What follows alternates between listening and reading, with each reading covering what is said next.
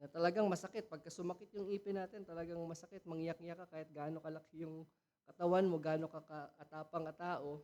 Pag masakit yung ipin, masakit talaga. Nakaka, nakakaiyak talaga yung... And that didn't happen overnight. Sometimes it takes years. Nagsimula na yung maliit na decay na hindi natin napapansin. At minsan kahit nagtututbrush tayo araw-araw, pag meron ng decay talaga doon, at hindi naagapan, hindi natin napapacheck sa dentist, lalaki ng lalaki yun. And before we know it, paglabas ng symptoms, malala na. Sometimes, kailangan na lang bunutin or kailangan nang magpa-root canal, which is napakamahal, magastos. See, decay sets in gradually, slowly, and imperceptibly. Hindi natin napapansin, hindi mamamalayan. Same thing with our spiritual lives. Yung decay sa ating spiritual life, sometimes hindi natin nakikita, meron na pala. We think we're okay. We can still pray. We can still sing hymns. Pero pagka hindi tayo naging watchful, hindi tayo naging mapagbantay, sometimes yung decay nagsisimula na pala. It already starts eating up yung ating spiritual fervor, yung ating spiritual life, unti-unti nang kinakain. Si Revelation chapter 3, if you're familiar, ito po yung liham ni Kristo, the exalted Christ to churches. And there's one particular church that is already experiencing spiritual decay. Revelation chapter 3, this is the letter to the church in Sardis, verses 1 to 3. Basahin po natin, Revelation 3, verses 1 to 3. Sabi po ng Panginoong Jesus, "And to the angel of the church in Sardis write, the words of him who has the 7 spirits of God and the 7 stars. I know your works. You have the reputation of being alive, but you are dead. Wake up and strengthen what remains and is about to die. For I have not found your works complete in the sight of my God. Remember then what you received and heard. Keep it and repent. If you will not wake up, I will come like a thief, and you will not know at what hour I will come against you." So ano po yung diagnosis dun sa iglesyang ito? Spiritual decay. You have a reputation. You have a name that you are alive, but you are dead. You look alive, but in reality, you are dead. Hindi nyo man ito napapansin, hindi man ito napapansin ng ibang iglesia, pero ako, na inyong Panginoon, nakikita ko. I know what is really happening within you. A church with a good name. They have a reputation, they are spiritually alive, may vitality sila. By all outward appearances, they seem strong, active, healthy, marami silang activities, marami silang mga ministries, maraming gawain, maraming ganap. But underneath all of this facade, underneath all of the religious activity, the stench of death, they are dead. They are dead, mabaho. Para silang yung mga nicho, the Pharisees were described as whitewashed tombs. Ang ganda. Mga Musileo, ang ganda. Pero sa loob, ano nandoon? Bahong bangkay. Decay has already set in this church. Maaring makintab pa, parang kotse, ang ganda pa, pero nabahaan na pala. So yung mga loob-loob nun, nirepaint lang, inayos lang, pero nabahaan na pala. Pag inangat mo yung mga carpet, ang dami na palang mga kalawang.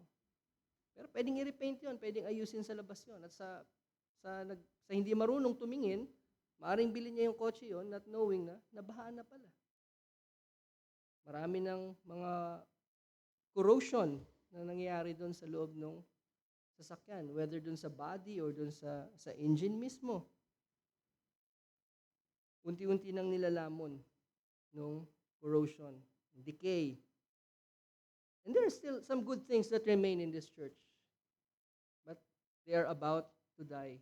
Malapit na rin mamatay. Meron pa namang mabubuting bagay. Pero unti-unti na rin kinakain ng decay. It spreads like a disease. Magsisimula na maliit, hanggang mag-spread out. The works were not perfect.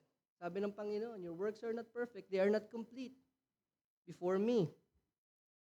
So maybe half measures, partial obedience, makes them appear good. May nagagawa pa sila eh. They still probably have worship. Nagagawa pa rin nila yung they still have the appearance of a functioning church, a thriving church. But then again, they have the appearance of godliness while at the same time denying its power. So ano po yung cure? Ano daw yung cure dito? Doon din natin makikita verses 2 and 3. Be watchful. Being watchful. Wake up. Watch. And strengthen what remains. Remember. No? Be watchful. Wake up. Strengthen the things which remain. Remember how you have received and heard. Hold fast. Repent. Yun daw po yung mga lunas doon. Again, be watchful kasama po doon. Wake up. Strengthen the things. Remember. Hold fast. And repent. In other words, the cure for spiritual decay is repentance, watchfulness, and renewed obedience. You must have that renewed desire to obey, which is, of course, part ng ating repentance. It's not repentance if we know na meron naging spiritual decay, meron tayong napabayaang area sa buhay natin, hindi natin nabantayan, at doon tayo nilamon at unti-unting naagnas, nabulok yung bahagi na yun ng ating buhay. At kung na-realize natin yun at pinakita sa atin ng Diyos, if we repent, kasama nun, two sides of the same coin, is a renewed desire to obey. Kung saan tayo nagkulang, nalaman natin dito tayo nagkulang, then we must have that desire to do that thing kung saan tayo nagkulang. Again, part of it is watchfulness. Now, bakit kailangan nating pag-usapan to? Spiritual decay is dangerous because it is the beginning of apostasy. Now, maaaring may nagsasabi, bakit ba natin pinag-uusapan yung apostasy? Aren't we 5-pointers Calvinist? Naniniwala tayo sa perseverance of the saints. So,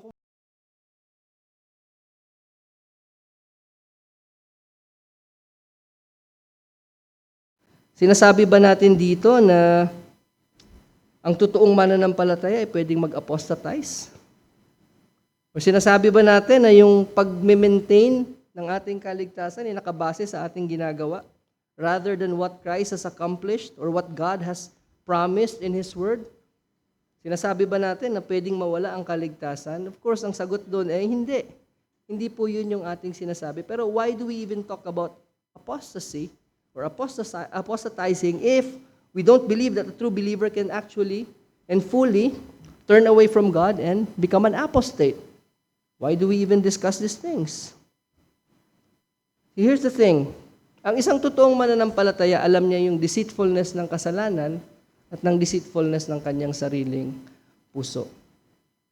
Alam natin, sin is deceitful. That's why there's a warning. Be sure that none of you be hardened by the deceitfulness of sin. And alam natin yung deceitfulness ng ating sariling puso. The heart is deceitful above all things and desperately wicked. Who can know it? We are aware of these things. While at the same time, alam natin that we are preserved, we are kept by the power of God, ready to be revealed in the last day. So we have these two things. We are aware, we are conscious of these two things as true believers. We know and we sing it. Prone to wonder, prone to leave the God I love.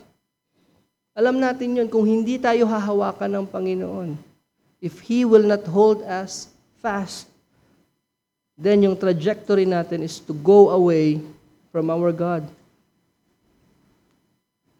And so, what will a true believer do?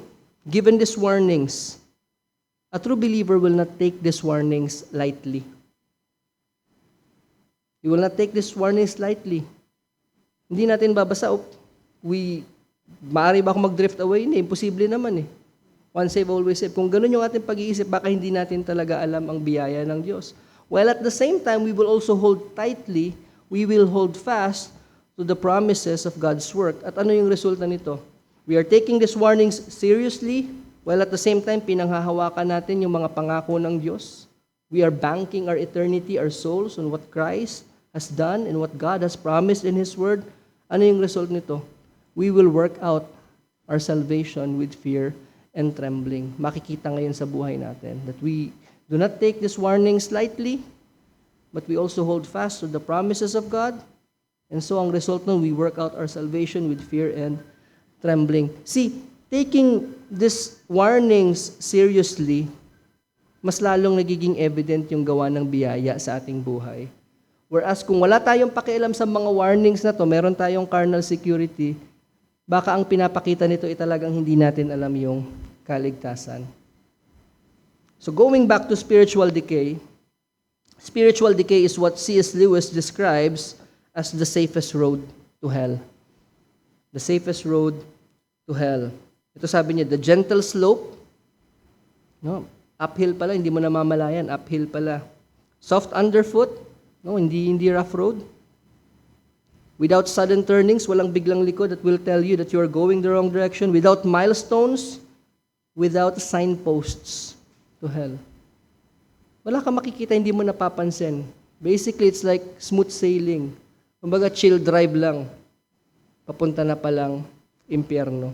Spiritual decay is the safest road to hell. In other words, there's nothing really big that screams, you're on the wrong path. Walang malaking sign na nagsasabing nasa maling landas ka. That this is the highway to hell.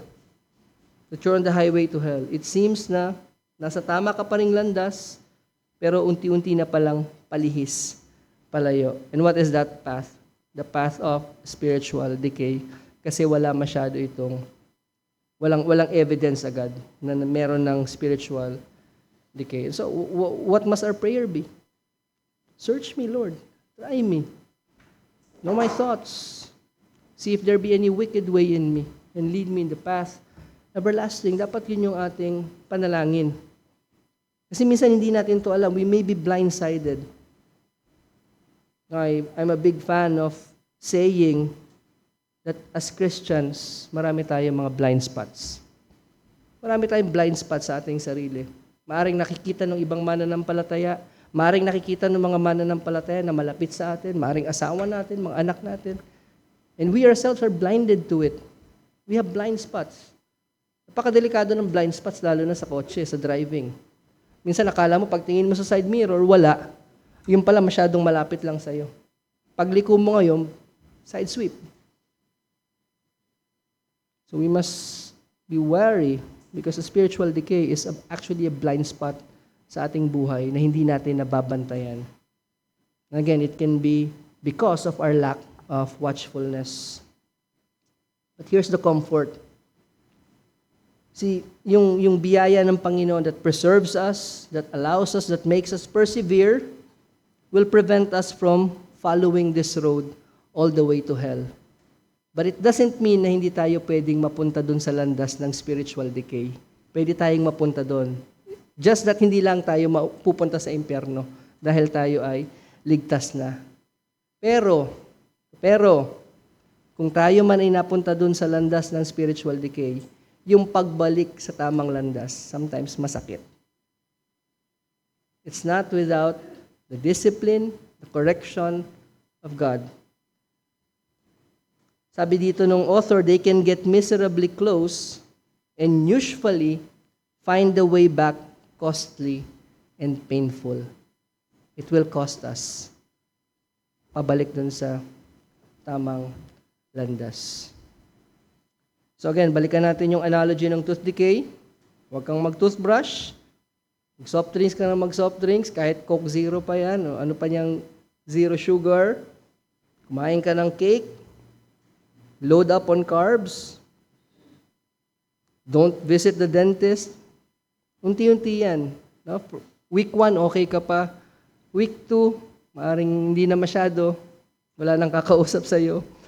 But then again, darating yung point na talagang masisira na yung ipin natin. Cavities will set in and tooth decay will surely happen.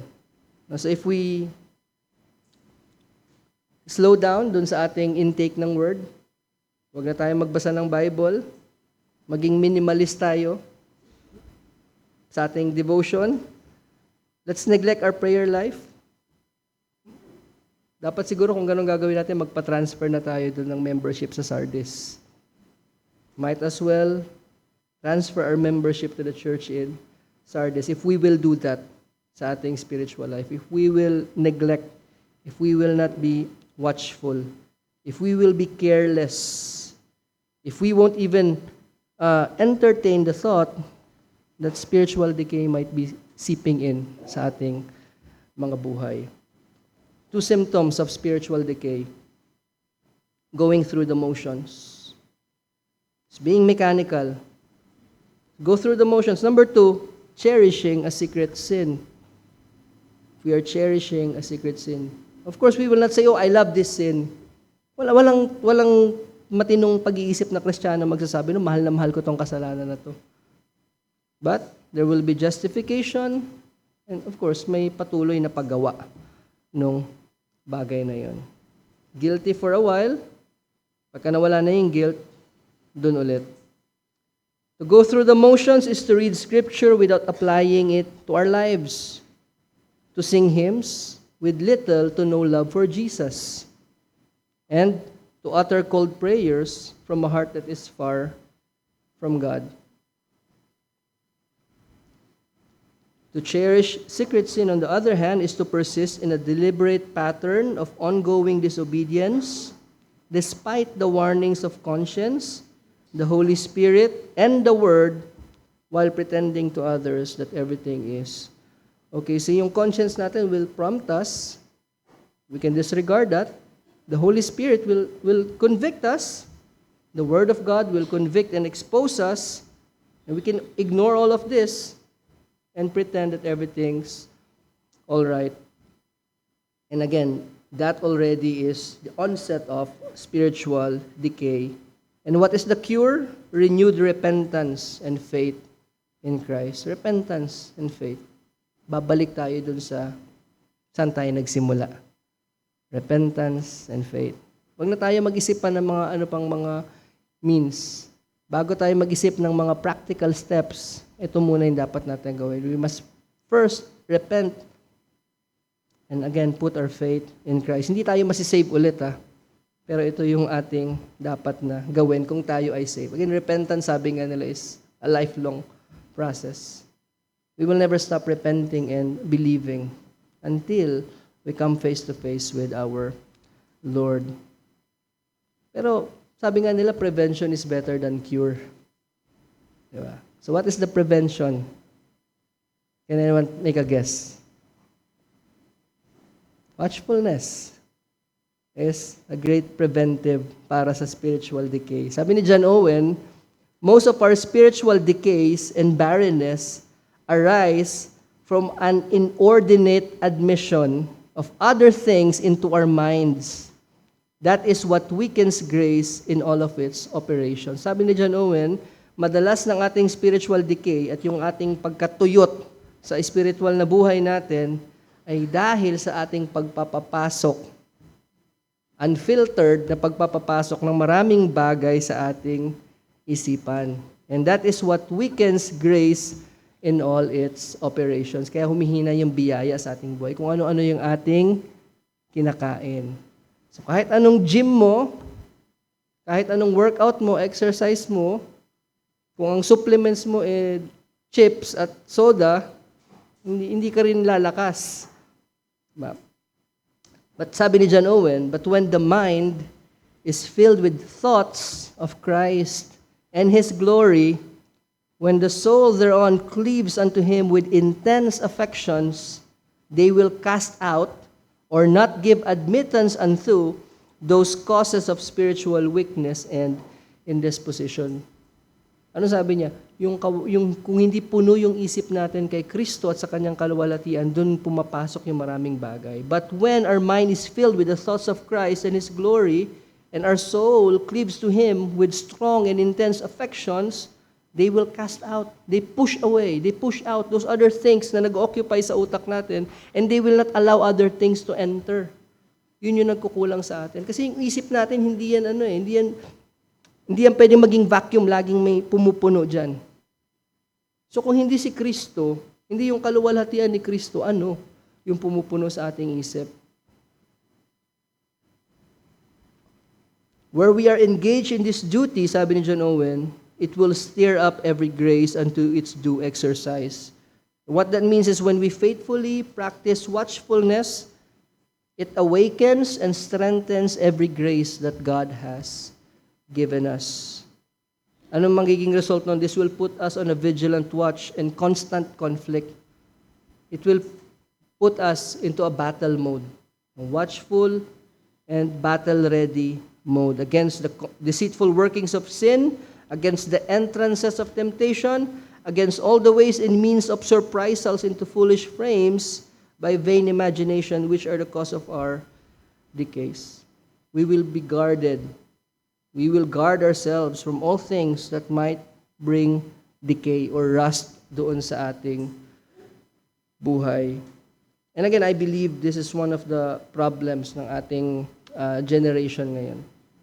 Whether you're young, you're not so old, or you're old. Why? Because every one of us has access to our cell phones. We all have access to the internet. And there's just so much information. So much information for our, limited minds to even process. Kaya nga na-invento siguro yung phrase na TMI, Too much information. Kasi talagang too much information. We intake so much. And what percent of what we actually allow sa ating isipan, sa ating puso, is actually needful or beneficial even? Ilang percent kaya nung ating pinapapasok sa ating mata, pinaprocess sa ating isipan, pababa sa ating puso, ang kailangan talaga natin? Or maybe, or just junk. So again, we must remember the centrality of Christ in the whole business of watching. It must be Christ-centric. Hindi natin to ginagawa na para bang sa sarili nating lakas. Hindi natin to magagawa kung yung ating isipan, yung ating puso ay hindi nakatuon kay Kristo. Reviewin natin yung paragraph na binasa natin from John Owen. But when the mind is filled with thoughts of Christ and His glory, our minds must be filled. Only then can we keep out the causes of spiritual weakness. Only by clinging to Jesus with intense affections will we be watchful against the causes of spiritual decay. If we no longer have an affection for Christ, hindi na ganun kasidhi yung ating pag-ibig, yung ating damdamin para kay Kristo. If Christ occupies like 1 to 2% of our minds, there's already spiritual decay sa ating buhay. You might not know it yet, but then again, pag hindi tayo naging mapagbantay, hindi tayo nag-ingat, lalaki ng lalaki yung decay. And before we know it, damage has already been done. We will leave damage in our wake. But then again, the cure is what? Repentance and faith. All of this hurt na dulot nung hindi natin pagbabantay can be prevented by watchfulness. See, our love for something or someone causes us to forsake others. Naalala ko may pinsan ako dati na meron siyang girlfriend. Pag magkakasama kami, kahit anong saya namin, pag nag-text yun, iniiwan kami. Dahil tawag nga namin in lababo masyado dun sa kanyang girlfriend, in love. Talagang pag nagsabi, talagang pupunta siya doon, kahit malayo, kahit gabi, magkakasama kami, masaya naman kami, wala naman kaming problema. Pero mas gugustuhin niya talagang pumunta doon. Minsan nga nagtatampo na nga kami, nagsiselos. Kasi lagi ka na lang, puro ka na lang lagi ka na lang nandoon. We forsake friends to be with that someone na mahal natin.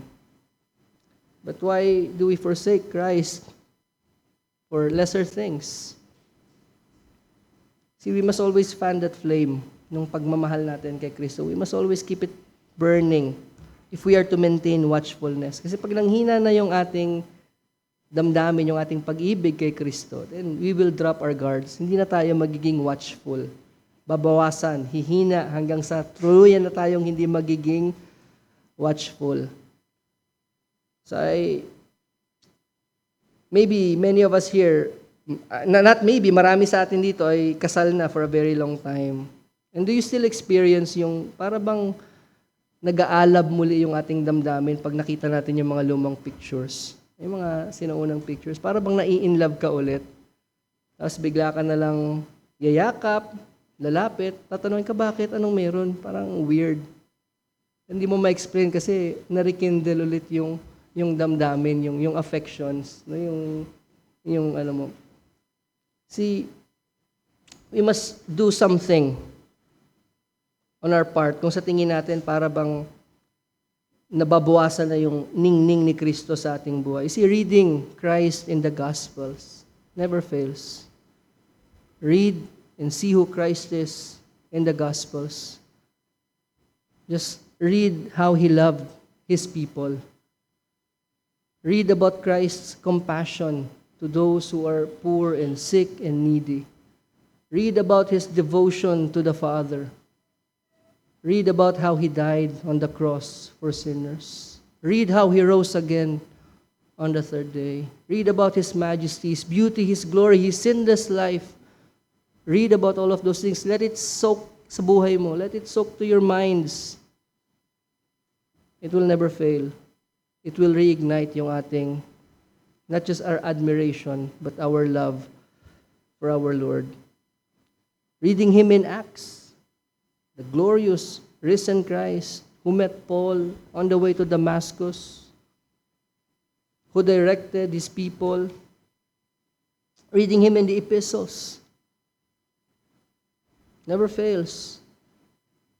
And seeing His glory in Revelation. Chapter 1 pa lang pag binasa mo talaga, pag sineryoso mong binasa yung chapter 1, how Christ is pictured there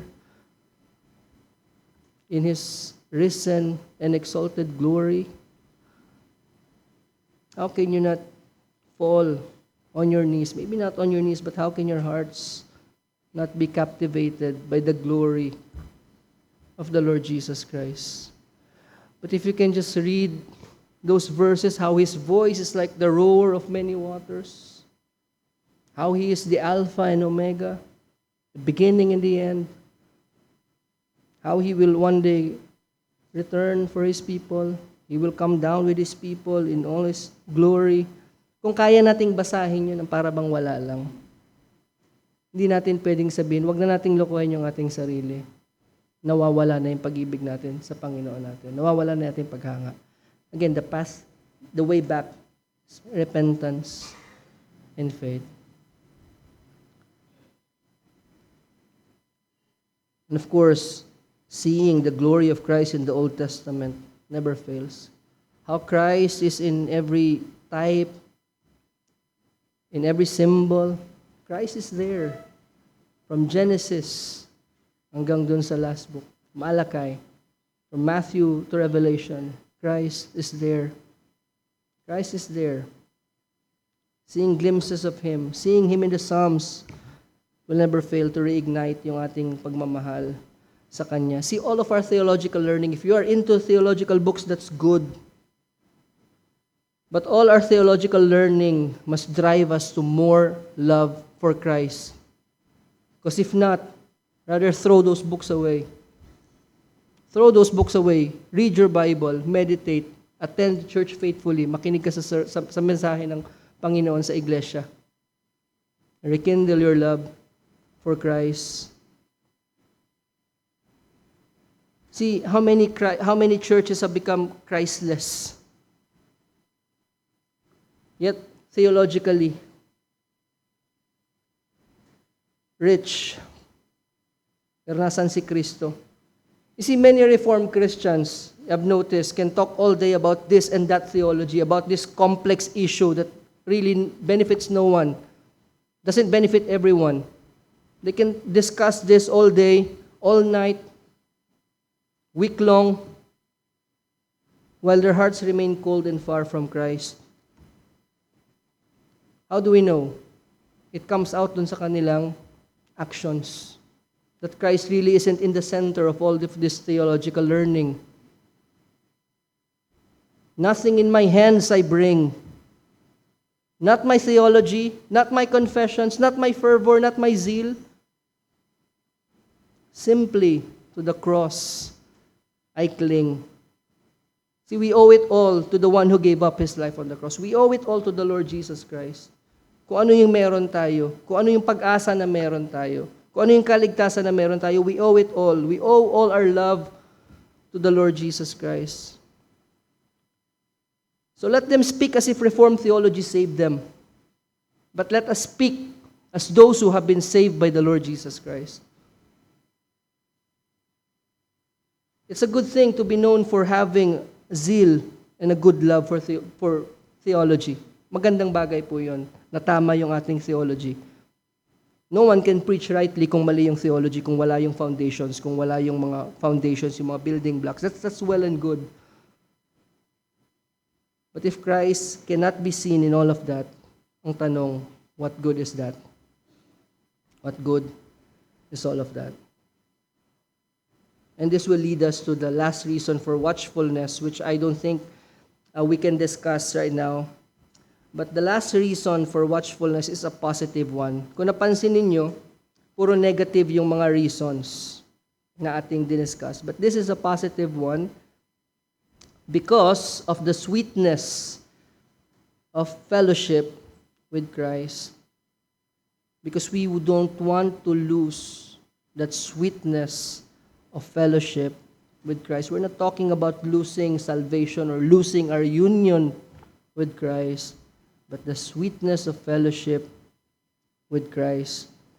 We must be watchful. This should be our deepest desire, to maintain this fellowship with Jesus Christ. Kung makikita nyo, the real key to watchfulness is staying close to the Lord. Not the other way around. Not that we will be close to the Lord because we are watchful, but we will be watchful if we are staying close to the Lord. Let me just read and close with this quote from John Flavel. Sabi niya, "Take heed of losing the liveliness and sweetness of your communion with God, lest thereby your hearts be loosed off from God. The heart is a hungry and restless thing. It will have something to feed upon.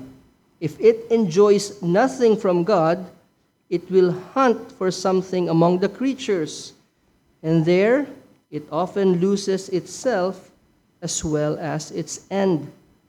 There is nothing more engages the heart to a constancy and evenness in walking with God than the sweetness which it tastes therein." You see, the heart will always feed. It will always find satisfaction. It's a restless thing. The heart is insatiable. In the same way that we are made to worship, and men will naturally worship something or someone, it will not worship. Our heart will not desire. It will desire, and it will find satisfaction in something. So kung hindi sa Diyos, sabi ni John Flavel, it will look for its satisfaction from creatures, from other things. It will derive this from other things, and most of the time, it will be lost. It will get lost. In that pursuit of satisfaction, it gets lost. And many times, it gets lost to its own doom. There is nothing, sabi niya, that will keep us constant in our devotion than the continuous tasting of its sweetness. Kung ikaw ay tunay na mananampalataya, natikman mo na yung tamis, yung sarap ng fellowship kasama ni Kristo. Only the true believers can really and have really savored and tasted of the goodness the sweetness of the fellowship with the Lord Jesus Christ. I know you have. Maybe you don't experience it right now as much as you did before, but you have tasted the sweetness, yung tamis. And so we must always go back doon sa bagay na yun. In the book of Communion with God, the Father, the Son, and Holy Ghost, John Owen considers this in his discussion of communion with the Son. And just to give a preview of that, sabi niya, there are certain affections that are suiting or fitting para sa ating relationship kay Kristo as our bridegroom. One is delight. We must have that delight. Kasi kung wala na yung delight, again, our hearts being that insatiable thing, it will find delight. It will delight in something else. And so I hope nakikita nyo kung saan tayo tutungo dito. And just to give the gist of what John Owen will be discussing, he will be using Song of Solomon. Song of Solomon dun sa affection dapat natin bilang part ng bride ni Christ towards Christ who is our bridegroom. So with that, manalangin po tayo. Let's pray. Father, we thank you once again for the reminders and the warnings from your word. Father, help us not to only believe that this is an important duty that we must undertake, but may you give us the grace to actually be watchful sa aming pong buhay. Tulungan niyo kami, Panginoon, pagkat mahina kami. Hindi po namin kaya ito sa aming mga sarili. We constantly need to be reminded, and sometimes we need to be disciplined even to get us back in the right track. But we thank you for your grace, for your mercy, that always brings us back. You always bring your children home. Gaano man kami kalayo na sa inyo, Panginoon. Alam po ninyo kung paano nyo kami ibabalik sa inyong sarili. At nawag gamitin nyo nga po ito, Panginoon, para ibalik kami sa tamang landas. And if we are already walking there, to keep us there. We ask this in Christ's name. Amen.